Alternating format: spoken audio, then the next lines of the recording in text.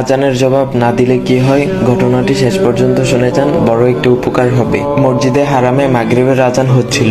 আমি তখন হারাম শরীফের ছাদে কোনো মতে দৌড়ে গেলাম অজু করতে, যাতে ভিড় থেকে বাঁচতে পারি। আমি অজু করছি, পাশে একজন নুরানি চেহারায় একজন আরবি সাহেব আজানের জবাব দিচ্ছিলেন। তখন আমার অজুও শেষ, এদিকে আজানও শেষ। আমি চলে আসছিলাম, এমন সময় ওই আরবি সাহেব আমাকে ডেকে বললেন, ইয়া ওলাদা, তুমি কি আরবি বুঝো? তখন আমি হাসূচক মাথা নাড়ালাম।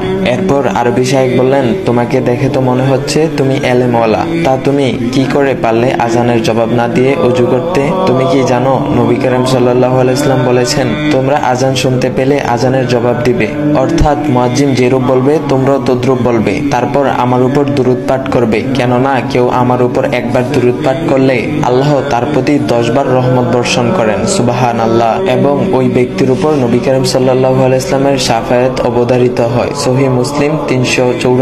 তারপর শাইখ বললেন, তুমি কি এই হাদিসটি শুনোনি? তখন আমি লজ্জিত স্বরে বললাম, জি জনাব, আমি এই হাদিসটি শুনেছি। তারপর উনি বলল, তুমি চাইলে এখন অজু করতে পারতে, কিন্তু তুমি কি পারবে এখন আজানের জবাব দিতে? বলো তো, এখন কি পারবে তুমি আজানের জবাব দিতে?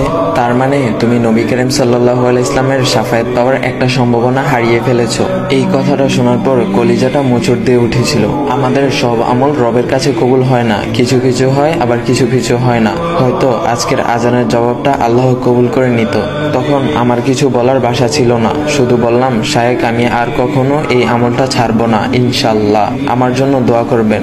আসুন ভাই ও বোনেরা, আজ থেকে আমরা আজানের জবাব দেব ইনশাআল্লাহ। আল্লাহ তাআলা আমাদের সবাইকে বোঝার তৌফিক দান করুক, আমাদের 5 ওয়াক্ত নামাজ পড়ার তৌফিক দান করুক, সবাই বলে আমিন।